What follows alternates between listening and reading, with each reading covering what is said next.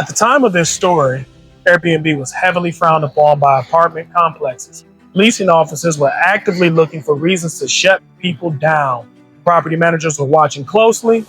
Any mention of short-term rentals raised a flag, a red one, a big one. And I knew this, but knowing sometimes and preparing for it, they aren't the same things. I understood the risk, but I didn't control the narrative. And in business, whoever controls the narrative controls the outcome. The moment everything went wrong, one of my guests had a simple issue. They needed parking clarification. So instead of reaching out to me, the host, they walked straight into the leasing office and they asked a simple question. Hey, I'm staying here through Airbnb and I just wanted to ask about the parking. Where should I park? Do I have my own parking place? That was it. That one sentence exposed everything.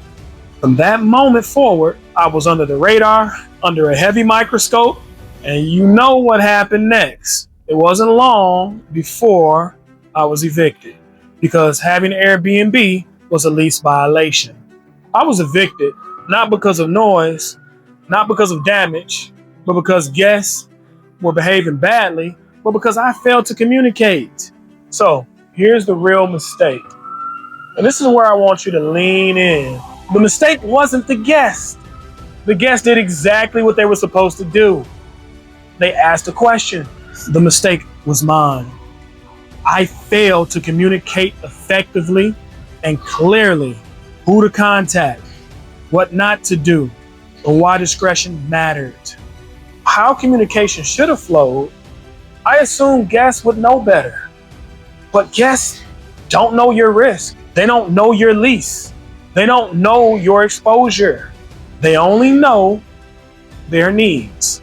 And if I didn't tell you where to go, they would seem logical. So here's the truth about guests. Guests are not thinking about your business. They're only thinking about their stay. They don't wake up wondering, how can I protect my lease today? They wake up wondering, where can I park? How do I get the Wi-Fi working? Or who do I ask for help? Their job is to remove all the ambiguity because ambiguity leads to mistakes. Mistakes lead to exposure and exposure leads to consequences. So here's the system I built after eviction. After that eviction, I rebuilt my entire communication system. And it was a system that protected me ever since. Let me let you know what it is. Number one, the initial booking message. The moment a guest books, they receive a message that does look like this, welcoming them. The hard truth about guests. Here's something every professional must accept. Guests are not thinking about your business. They're thinking about their stay. They don't want to wake up wondering, how can I protect my host's lease today? They wake up wondering, where do I park?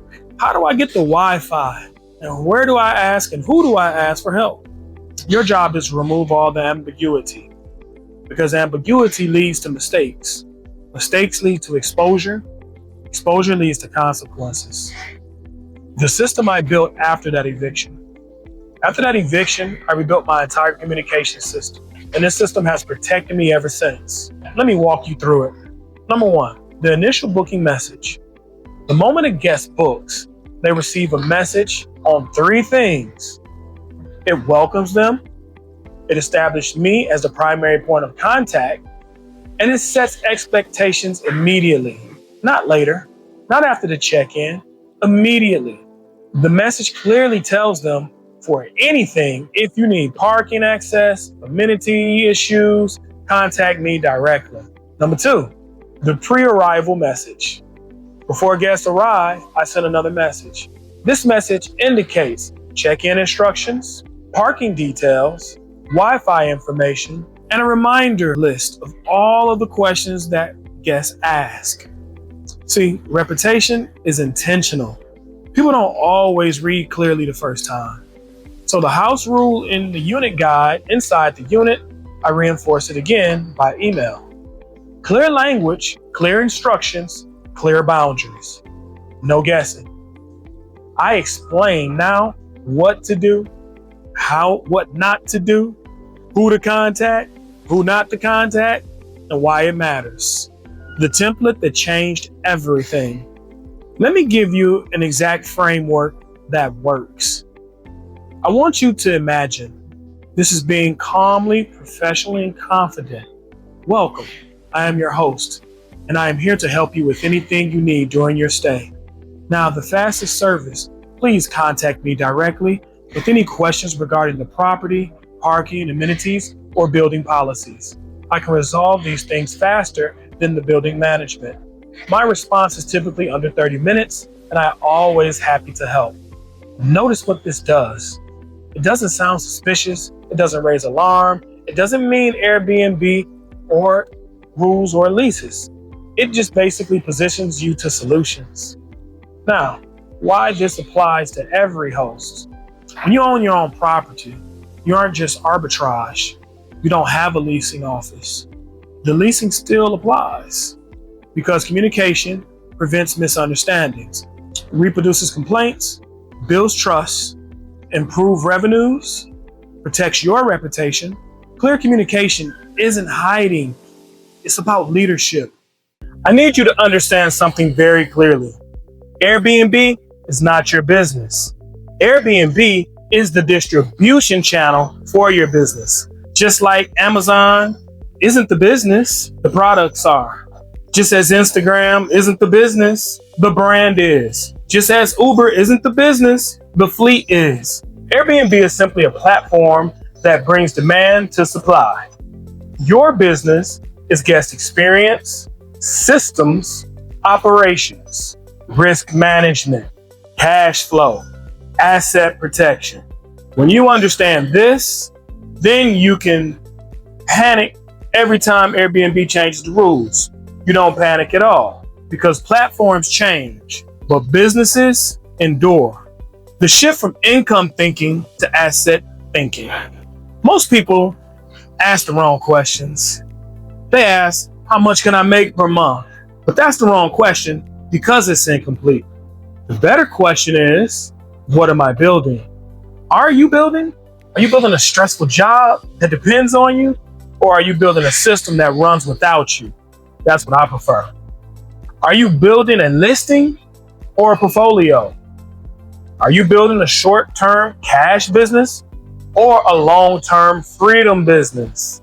Cash flow pays bills. Assets changes bloodlines. I'll say that again. Cash flow may pay bills, but assets changes bloodlines. This is why we must think mindset first. Because I can teach you the tactics, but without the mindset, you'll misuse it.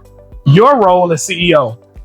As the CEO of a short-term rental business, it is not for you to do everything, but your job is to design the system, to set the standards, to make the decisions, protect the business, think long-term.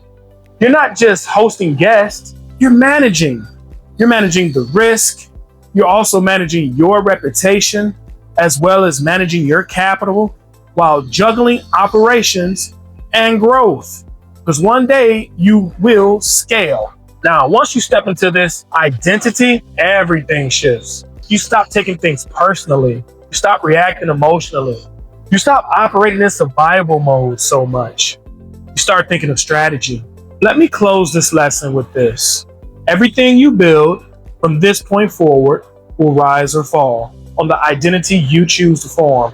If you see yourself as a host, you will behave like one. If you see yourself as a CEO, you'll behave like one. So, here's the assignment for lesson 1. I want you to write this down. Got your pen and paper? All right, good. I am the CEO of a short-term rental business. I make decisions based on systems, not emotions. I build assets, not stress. Put it somewhere where you'll see it daily. Because starting in lesson 2, we're going to move into mindset execution, and that requires clarity.